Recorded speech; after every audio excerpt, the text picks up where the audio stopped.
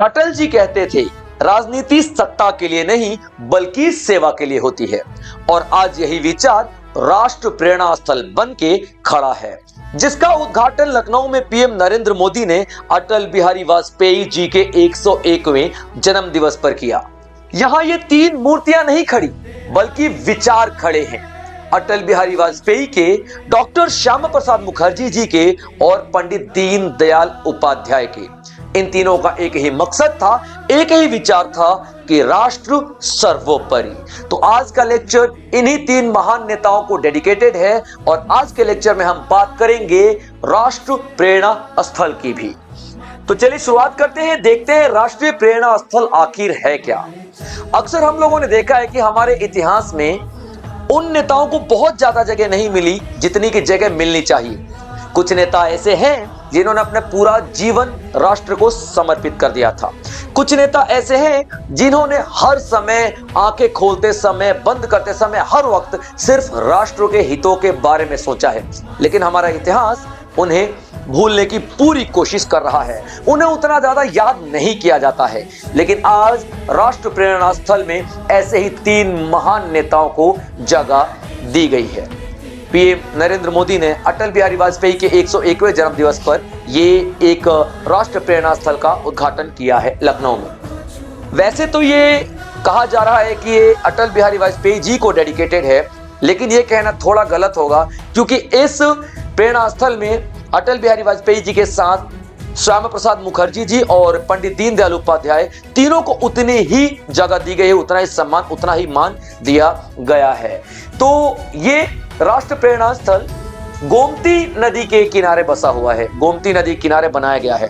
और एक अलग बात यह है कि राष्ट्र प्रेरणा स्थल शहर से थोड़ा दूर बसाया गया है और इसे किसी पुराने जमाने में, या यूं कह लीजिए कुछ 5-7 साल पहले, इसको कचरा पट्टी कहा जाता था, कचरा चौक कहा जाता था, क्योंकि लखनऊ का पूरा कचरा यहाँ पे फेंका जाता था। यहीं पे इस प्रेरणा स्थल को बनाया गया है। अब अजीब लग रहा है, लेकिन कितनी महान बात है यहाँ पे कि इन महान नेताओं ने जीते जी तो हमारे देश का भला किया ही, हमारे देश के बारे में सोचा ही, और अपने जीवन के बाद भी एक ऐसी जमीन को हरा भरा करने में लग गए, एक ऐसी भूमि को हरा भरा उजागर कर दिया जहां पे केवल कचरा फेंका जाता था। तो आज राष्ट्र प्रेरणा स्थल के बारे में हम लोग डिटेल देखते हैं। यहाँ पे सबसे पहले देखेंगे एक लोटस की शेप का, एक कमल की शेप का एक म्यूजियम बनाया गया है, एक संग्रहालय बनाया गया है। अब कुछ लोगों का ऐसा मानना है, चूंकि ये बीजेपी अपना प्रचार करने के लिए लोटस के शेप का म्यूजियम बनाया है।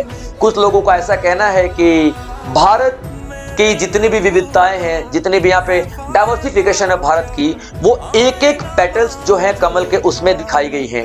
या मैं ये कहूँगा कि जिस तरीके से कमल कीचड़ में ही खिलता है, अपनी ओरिजिनलिटी को नहीं भूलता, अपनी वास्तविकता को नहीं भूलता, उसी तरीके से हमारा प्यारा भारत भी है।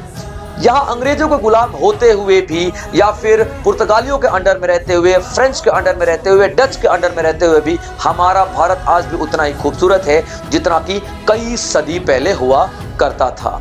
तो ये लोटस शेप का एक म्यूजियम बनाया गया है और ये state of the art museum है। स्टेट ऑफ द आर्ट का मतलब यहाँ पे जो कलाकारियाँ की गई हैं, जो दरवाजे बनाए गए हैं, जो दीवारें बनाई गई हैं, जो मूर्तियाँ बनाई गई हैं, उनमें आप एक एक धागे जैसी पतली भी कलाकारी को देख सकते हैं।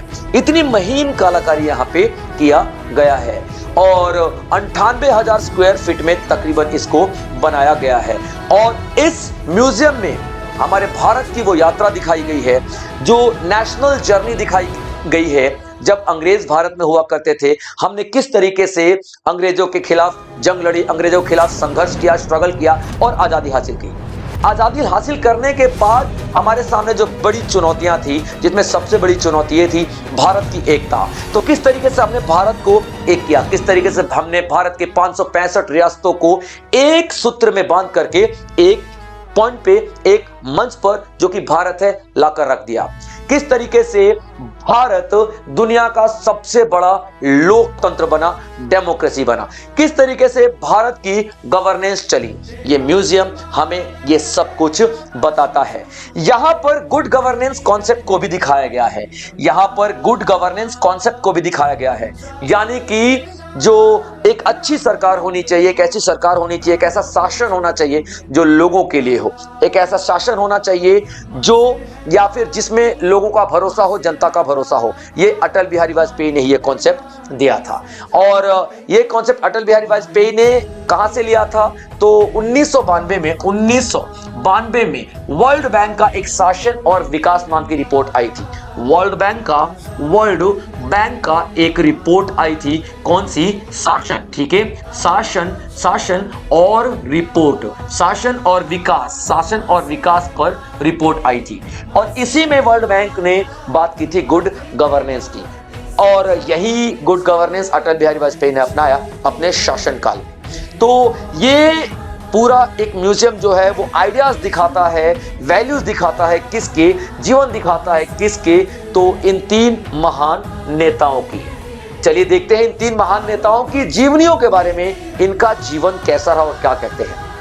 अटल बिहारी वाजपेयी की बात करें तो अटल बिहारी वाजपेयी वही नेता हैं जिन्होंने भारत को परमाणु शक्ति बनाया। 1998 में भारत को परमाणु शक्ति बनाया, और ये वही नेता है जिन्होंने यूनाइटेड नेशन में जाकर के 1977 में यूएन में भारत के ऐसे पहले नेता जिन्होंने यूनाइटेड नेशन में जाकर के हिंदी भाषण दिया था। ये वही नेता है जो मोरारजी देसाई की सरकार में विदेश मंत्री हुआ करते थे। ठीक है, देसाई की सरकार में विदेश मंत्री यानी कि फॉरेन मिनिस्टर हुआ करते थे। ये अटल बिहारी वाजपेयी की लिगेसी है, विरासत है, जिसको प्रेरणा स्थल में संभाल के रखने की बात की जा रही है। अटल बिहारी वाजपेयी का एक बहुत ही फेमस सा कोटेशन है। जब वो इलेक्शन हारे थे तो उनका ये कहना था, सरकारें आएंगी, सरकारें जाएंगी, देश का लोकतंत्र रहना चाहिए। और वही लोकतंत्र जीवित रखा अटल बिहारी वाजपेयी जी ने। डॉक्टर श्यामा प्रसाद मुखर्जी ने पूरा जीवन दे दिया सिर्फ एक बात के पीछे कि जम्मू कश्मीर शुरू से ही भारत का हिस्सा था। हमने देखा कि जम्मू कश्मीर को शुरुआत से जब भारत में मिलाया गया, विलय किया गया, तो जम्मू कश्मीर को एक अलग सा स्टेटस दिया गया था। जम्मू कश्मीर का कानून अलग था, जम्मू कश्मीर का झंडा अलग था, जम्मू कश्मीर में कॉन्स्टिट्यूशन नियम सब अलग अलग लगते थे। लेकिन श्यामा प्रसाद मुखर्जी ने इसके खिलाफ पूरी जंग लड़ी, इसके खिलाफ अंत तक लड़ते रहे। जम्मू कश्मीर में एक कानून लगाया गया था जिसके तहत परमिशन लिए बिना कोई भी बाहरी बंदा जम्मू कश्मीर में नहीं जा सकता था। श्यामा प्रसाद मुखर्जी गए और 45 दिन तक उन्हें जेल में बंद रखना पड़ा। 45 दिन तक उनको जेल में रखा गया, और 45 दिन तक उसी जेल में वो रहे। वो बीमार पड़े, उनको डॉक्टर भी नहीं अवेलेबल कराया गया, दवाइयां भी ठीक से नहीं चली उनकी, और वहीं पे उन्होंने अपना दम तोड़ दिया। ये 370 की जो धारा अभी हटाई गई थी 2019 में, 370 जो 2019 में हटाई गई थी, ये 370 धारा के खिलाफ शुरू से ही थे। इनका यही मानना था, काहे का 370 धारा है, Jammu Kashmir is the part of India. इन्होंने कानून को इसीलिए तो नहीं माना कि भैया मैं अपने देश में घूमने के लिए कानून मानूं, परमिट कानून मानूं, नहीं। ये गए और वहां पे इनको कैद कर लिया गया और वहां पे इनकी मृत्यु हो गई। इन्होंने साफ कह दिया था, इस देश में इन्होंने साफ कह दिया था, भारत में क्या नहीं चलेगा, भारत में नहीं चलेगा। और क्या नहीं चलेगा, दो विधान। क्या नहीं चलेगा, तो दो विधान। क्या नहीं चलेगा, तो दो प्रधान। क्या नहीं चलेगा, तो दो निशान। ये इन्हीं का कहा था, इन्होंने ही कहा था, और इसी पद्धति पे वो चलते रहे। और 370 की धारा को हटाने के लिए लड़ते लड़ते अंत तक उन्होंने अपने प्राणों की आहुति दे दी। पंडित दीनदयाल उपाध्याय की बात करें तो इनकी आइडियोलॉजी, इन्होंने एक कॉन्सेप्ट दिया था अंत्योदय का। कॉन्सेप्ट कौन सा, अंत्योदय का कॉन्सेप्ट दिया था। अंत यानी कि अंत, और उदय यानी कि किसी का उदय होना, है ना, किसी के भलाई होना, उदय होना। इन्होंने बोला था कि यार भारत में जरूरी पैसा कमाना नहीं है, भारत में जरूरी इससे भी यह है कि जो पैसा आ रहा है उसका लाभ आखिरी व्यक्ति तक पहुंच रहा है कि नहीं हो रहा है। भारत के विकास का लाभ आखिरी व्यक्ति तक पहुंच रहा है कि नहीं पहुंच रहा है। भारत में जो हम लोग हरित क्रांति, ग्रीन रिवॉल्यूशन लेकर के आए हैं और अनाज उगाने की कोशिश कर रहे हैं, ये अनाज आखिरी व्यक्ति का पेट भर पा रहा है कि नहीं भर पा रहा है। अंत्योदय का कॉन्सेप्ट इन्होंने ही दिया था और इन्हीं के नाम पे आज की डेट में बहुत सारी ऐसी अंत्योदय योजनाएं चलाई जा रही हैं, जिससे कि गरीबों को राशन दिया जाता है, 2 रुपए किलो, 1.5 रुपए किलो दाल, चावल, गेहूं सब मुहैया करवा दिया जाता है। ये अंत्योदय योजना का कॉन्सेप्ट पंडित दीनदयाल उपाध्याय ने ही दिया था। ये तीनों के तीनों नेता बहुत महान हैं। अटल बिहारी वाजपेयी जी ने हमारा साथ 2018 में छोड़ा था।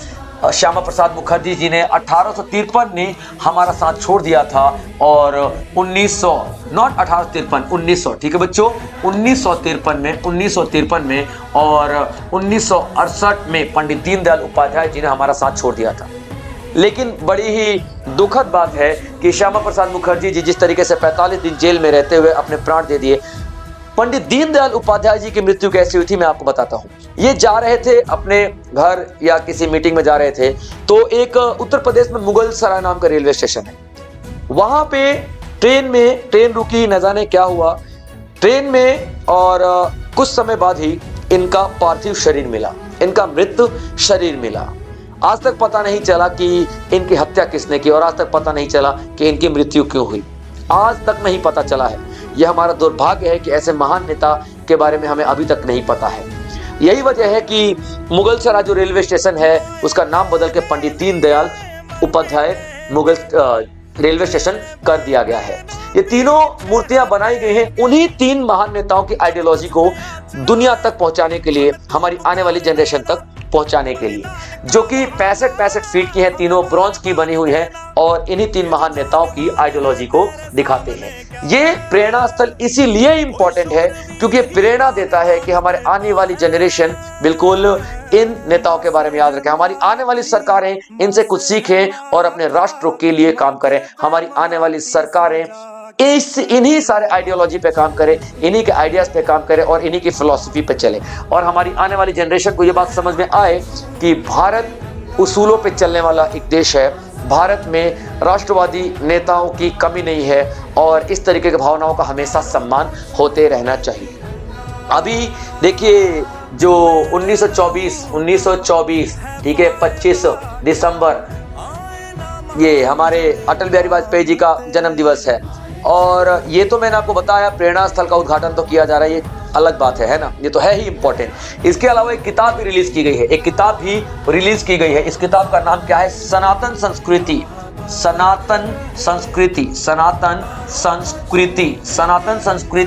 ठीक है की अटल दृष्टि। ये जो किताब है ये अटल बिहारी वाजपेयी जी को दिखाती है, अटल बिहारी वाजपेयी जी की आइडियोलॉजी को दिखाया जाता है। अटल बिहारी वाजपेयी जी ने किस तरीके से अपने आइडियाज़ को लोगों तक पहुंचाने की कोशिश की या बताने की कोशिश की। कहा जाता है कि अटल बिहारी वाजपेयी एक मनुष्य ही नहीं थे, वो एक चलती फिरते इंस्टीट्यूशन थे, चलता फिरता एनसाइक्लोपीडिया थे, जो इनके विचारों को पूरी दुनिया तक पहुँचाना आवश्यक है। हो सकता है कि पूरी दुनिया यहाँ से बहुत कुछ सीख सके, हमारी आने वाली जनरेशन इन किताबों को पढ़ के बहुत कुछ सीख सके।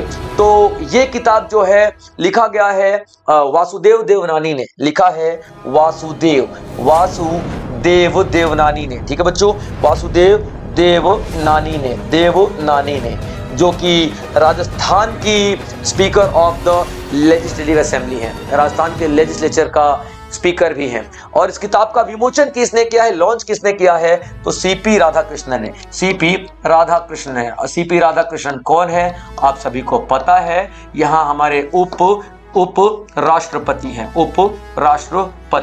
क्लियर है पॉइंट, यहाँ पे याद रखिएगा। तो ये एक बहुत ही स्पेशल जन्म दिवस है अटल बिहारी वाजपेयी का, क्योंकि 65 एकड़ का यहाँ पे, जिसमें बजट है 232 करोड़ का बजट लेकर के ये पूरा प्रेरणा स्थल बनाया जा रहा है हमारी आने वाली जनरेशन को इन महान नेताओं की लेगेसी बताने के लिए। तो इसी तरीके के और भी बेहतरीन लेक्चर्स मैं आपके लिए लेकर के आता रहूंगा। तो जो भी साथी दोस्त प्यारे इस प्लेटफॉर्म पे नए हैं, चैनल को सब्सक्राइब जरूर कर लीजिएगा, क्योंकि जो भी लेक्चर्स मैं अपलोड करूं उसकी नोटिफिकेशन सीधा आप तक पहुंचे और एक भी लेक्चर मिस ना हो। जय हिंद।